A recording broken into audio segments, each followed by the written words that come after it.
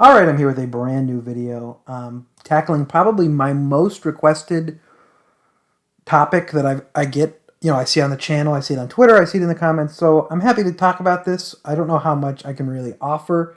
Hopefully, this will be probably just a bit of a shorter video, but I do want to talk about this. And you're reading if you've read the title, so you know that this is about how I find my garage sales, how I decide which garage sales I should go to. And I have a few things. I mean, I've been doing hardcore garage selling, hardcore in quotes, since 2013. So I definitely have some experience with this. But I'm not saying I'm the only expert on this. If you have any better ideas, any better tips, go ahead and leave them in the comments. But I'll go through a few just methods that I have. So what I use to find sales is probably what almost everyone has to find sales. Facebook Marketplace, which is newer. I didn't really start using Facebook Marketplace until probably 2018 because it didn't even really exist in any form, especially not for garage sales until about then. That's where probably most of the garage sales now are posted. You got to use it. I don't like Facebook. I don't like Mark Zuckerberg. I don't like any of that. But I really, truly loathe Facebook. And I truly loathe Facebook Marketplace. But you got to use it. It's where everything is now. It's the easiest, marketplace to put your stuff up on, for better or for worse. And it's the one that everyone uses. And you're missing out. And I don't like Facebook Marketplace. I know probably a lot of people are with me on this who use it because everything is not in order. You can order it sometimes, but then when you order it, these shipped to you listings, there'll be people who don't know how to list something on Facebook Marketplace will list it as an item that they're shipping instead of a garage sale. And then I'll be all of a sudden when I have it in there, some garage sale in Arizona that is apparently going to be shipped to me. Yeah. A lot of people don't know how to use garage sales on Facebook, and they'll put it in like completely wrong listing. They won't put it under garage sales. They'll put it under like purses or who knows what. So it's hard. It's annoying. It's really bad, and I really miss Craigslist being the dominant platform for that kind of thing. But Craigslist is still around. Craigslist is still out there. People still use it. I would recommend checking both, and that's my method for it. I don't know if anyone has any other suggestions. Always feel free to leave those down in the comments. But there's some like other ones that have come and gone. Yard sale treasure map. G Sailor, I think, Garage Sale Finder. A lot of them just kind of take them from Craigslist and put them into an app, which can be convenient. Put them on a map. I don't know. Some of those might have, not be around anymore. But the dominant ones I use are Facebook and Craigslist, and that's pretty much what I'd say most people use. But I would also say, depending on the day, depending how much time you have, don't sleep on just driving around and finding signs. I know it can waste gas, but a lot of times I'll go to the sales that I have allotted for the day, be done by probably 8:30 to 9 o'clock, and think, well, I got the rest of the morning. Let's see what else is out there. And I'll take a few routes. You got to know your area, of course, but, to know what's best. I don't know, everyone's area, obviously. So I'll take a few routes. I'll go on some busy streets, some streets where I know that there's some houses and neighborhoods off of, and, just drive all over and hit signs. And you can do a lot of sales that way. A lot of people don't list their stuff online still. A lot of people do, and you might have missed it, or you might have seen the pictures and wasn't really interested, or you might have just seen they had no pictures, or they might have listed it after they started the sale. So don't sleep on driving around if you have the time. Make sure you're doing that as well. I think that's a great way of doing it, and some of my best finds have been from doing that. And I know a lot of my competition at the garage sales does not do that. They only go to the ones posted online. So you're obviously missing a lot of sales that way. So that's one I recommend as well. So I guess next I'll go into how I choose what sales to pick. So I have a lot of different methods to this. A lot of guys who do the Craigslist garage sale, everything like that, say that it's all a numbers game. So they say it doesn't matter where you go, is you just have to hit as many sales as possible. And I found that to be like half true. But when it comes to finding sales, it's all about, for me, you have to kind of get a feel for what kind of person lives in that area. So, for example, if you're going to have two sales that are going to say you have 40 sales each, two neighborhood sales, two allotment sales, whatever, I would choose to go over to one that, is maybe a bit of a more family-oriented neighborhood than one that would be, for instance, maybe a retirement condo allotment, that kind of place. Because you could hit 40 sales at a condo with mostly retired people, but you're probably not going to find many video games, if any. So you got to be smart with where you go. Some places aren't worth going to, in a lot of instances. I mean, it's everything's worth a try, everything's worth a look, but I would prioritize places that you think you're going to do your best at. It's kind of, you got to just kind of figure it out. You got to figure it out after kind of years of doing it. One of my biggest things is how well I've done previously in a certain area. That's a big driver if I'm going to go back to their and return to their neighborhood garage sale.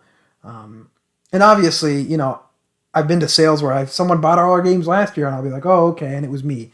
But for the most part, you see a lot of new sales. Not everyone likes to do a garage sale every year. Some people are willing to bring stuff out that they weren't willing to bring out the year before. So a big one is just how well you've done back in a certain neighborhood, a certain allotment, or whatever. But that's for neighborhood sales, allotment sales, whatever. That is what I always say you should prioritize. And I'm getting a little bit ahead of myself. So I guess the biggest thing is, what times your sales go on. I don't know if this is everyone's area. It doesn't seem like it, but my area has sales primarily on Thursday and Friday, as well as Saturday. But Friday's the big day. Thursday's still pretty big, and Saturday. So most sales run Thursday, Friday, Saturday. On most occasions, it's not worth going to a sale on Saturday that started on Thursday, and on a lot of occasions, it's not worth going there Friday if it started on Thursday. I say in most occasions, I've done well. I remember I went to a sale that started on Wednesday. I went there Saturday and found a copy of Drakengard and Drakengard 2, both complete condition, great shape for $4 each. So, I don't want to say never, but most of the times I would skip those if you're, pressed for time and you have better places to be. So yeah, usually what I do is I go on Facebook, I go on Craigslist the night before and even the morning of, and I look at, the times, look at what times these start. So a lot of them started either 8 or 9 is usually the average one. So I kind of line them up in a Google spreadsheet or a Google Doc so I can access them on my computer on my phone pretty easily. And I just look, I kind of line them up based on a map, how far they are from me, and try to do some semblance of a circle that'll get me back home or get me to somewhere I need to be. That's how I've done it. There might be, once again, better ways to do it, but that's how I do it. So, say, sales starts at 8. I always try to get there early, which is another thing we'll talk about later. But say a sale starts at 8 that look good, I try to hit those, all the 8 o'clocks first in some reasonable order that keeps me, near the ones that'll get me to 9 o'clock. And there's exceptions for that. If something looks especially good, I'll try, drop everything and try to go to that one first. But usually I just line them up in a spreadsheet with the addresses and the information, all copy pasted in there. And, just try to, some semblance of a circle, some semblance of, a path of how I want to do this. So, like I said, I like to get places early. I found it's less competitive now than it was for me back then, but I usually try to get to my first sales of the day a half hour early because most of the time they're open. And I have a joke that, if your sign is out, it's fair game. I'm coming to your sale. Because if you have a sign out on the side of the road, I can't read what, the dates and times. So I'm just coming to your sale regardless. So anytime I'm about to hit to a sale early and I feel bad and I see the sign, I'm like, hey, fair game, I'm coming. But yeah, I try to get to the first sale of the day about a half hour early and try to get to all the ones that I had mapped out about a half hour early. Neighborhood sales, I might even try to get there 45 minutes to an hour early and try to hit everything I can. Because a lot of people, open at 8 instead of 9. So that's just another one. Don't be obnoxious. Don't be annoying. Whatever you do not knock on the person's door if they're not open. Do not do that. Just don't. Just wait until they come outside. At the very least, do not knock on someone's door. I remember back in the really competitive days, 2015, 2016, I would go to people's, garage sales at 8 and they'd be like, oh, it would be for something that starts at 9 and someone would be, oh, all the video games I had listed. Someone knocked on my door at like 5 a.m. And I'm thinking, first of all, I wouldn't sell to that person because that's just obnoxious, but just don't do that. Other than that, yeah, just make sure you're getting there like relatively on time. It's not as competitive for me at least, but you want to try to get everywhere early. Video games are some of the hottest items out there. And it's what people are looking for. People ask for them. people know what's up. So, you just want to try to get there before everyone else. Like I said earlier, prioritize those neighborhood and community sales, allotment sales, whatever.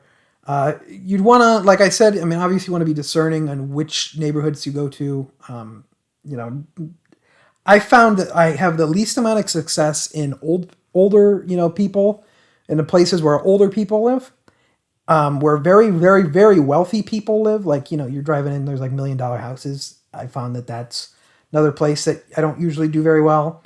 And I found that like brand new allotments, so like places that are just built, allotments that are with a bunch of brand new houses, I found that those don't do very well either for me. I found that the people who move into there, even if they are young, you'd think that they'd have games, just don't. Or they'll say, oh, I have it at my parents' house, or I have some somewhere. I've never done very well in those three instances. Like I've said, might be different from you, but that's just something to keep in mind. Another thing I look at is photos. So with photos, the way I judge things and kind of rank their importance is looking at the photo. I think that's important. People, if you can look at photos on Craigslist, if you can look at photos on Facebook, you want to kind of pick apart photos. Even obviously, maybe the intent is to find games in the photos, but you want to pick apart the photos in general just to see like what kind of stuff is going to be here, what kind of person are we looking at here, what kind of are we going to be looking at crap, or are we going to be looking at something potentially good? So I have two different sales that I've taken the photos from. These are both, I didn't go to either of these because they're both like 40 minutes away from me. I just found just random sales here. But, no offense to anyone whose, sales these are, but this first sale here is an example of a sale that I would say isn't something I would go to, is something that maybe if I saw the sign for it, I'd go and ask for games, but this is not anything I prioritize. Lots of clothes. You can see some purses here and whatever. You can just tell that this person's probably older, glassware is like the ultimate meme with like, when it's going to be a ton of glassware, it's going to be an old person. This garage sale looks kind of sparse, as you can see. Holiday decorations, not very interesting. And, I don't want to hate on some random person's garage sale, but this is a sale I would look at and I would say, for me, that is nothing indicates that this would be an interesting sale for me in any way. It doesn't indicate that they, probably ever had kids that might have games. It doesn't look like it indicates that they're younger people who might have games. It indicates, an older person that probably, if I asked about video games, they would say, oh, I have these and give me some VHS tapes. And that's happened more times than I can count. But the second sale here that I had, this is different. So this, you can tell here, these people had a lot of kids, and obviously adults play games, but most of the times, I'd say 9 out of 10 times that I go for garage sales, the person will say, oh, yeah, my kids might have some games. Let me go get them out or something. Or, let me go bring my kid out. And when I mean kid, I mean also guys in their 20s.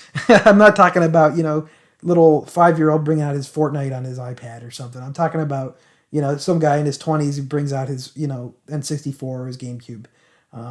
But as you can see from this picture, there's a lot of toys, a lot of board games. You can tell that this is going to be a more interesting sale. There's more of a chance at finding a sale like this, finding a good deal at a sale like this. You can see more toys here, tons of toy stuff. I don't know what the deal with this sale was. I think this was a multifamily sale, which I'll actually talk about. Multifamily sales I would recommend wholeheartedly, because once again, there's going to be a lot more items there. The problem is that it's usually one family having all their friends at their, all their friends' stuff at their sale. So what that ends up being is that, someone has game stuff out and you ask about it and it might be high priced and you can't really haggle because it's not the person you're talking to stuff. Someone might have, game stuff and you ask if there's any more game stuff and they'll say, oh, that's not mine. I don't know who this is. They might have game stuff, come back tomorrow. Or if you ask about game stuff and they'll say, oh, someone's going to be coming tomorrow and they might have it. And then you go and they don't. Or you ask about game stuff and they say, oh, someone might have it. I don't know. Those work, and they have a lot of stuff, but you got to be a little bit more careful with those just because they're not always great. But yeah, just kind of discerning through pictures. I figured that would be a nice example of two different sales that have, varying levels of interest for me personally as someone looking for video games. Other than that, I'd say the biggest thing, as I always say, you got to ask. I would say probably 80% of the games I get are off of an ask. Which is me, either completely cold walking up and saying, hey, do you have any video game stuff, anything like that? Are you going to bring anything like that out? Or seeing maybe, you know, a PS3 game and saying, hey, you going to have any other video game stuff, you know, anything else that you might have? You don't have the console for this PS3, do you? And it might be annoying. My worst thing is what are they going to say? The worst thing they could say is no. And then I walk away and say, okay, thank you, and then never see them again. And usually my default question is, you know, when I ask cold, or I'll just say, oh, you're not going to have any, you know, kind of video game stuff coming out, right? You know, the old Nintendo or Sega or PlayStation. I might start listing Xbox. Wii is another one I list because that's pretty much the most common system you're going to find out there. Game Boy, DS, you know, you can kind of go on. I would, you know, I always limit the amount I ask, just kind of depending on how interested they look. If they look like, you know, sometimes you get them and you look at them and you can see the gears spinning, like, oh, I might have something, and you start listing stuff. But I usually just keep it originally at Nintendo, Sega, and PlayStation, and then kind of go from there if it looks interesting or it looks promising. But a lot of times I'll be, you're gonna have any video games? No, and then they'll either walk away before I start listing stuff, or as I list stuff, they just go no, and then you know.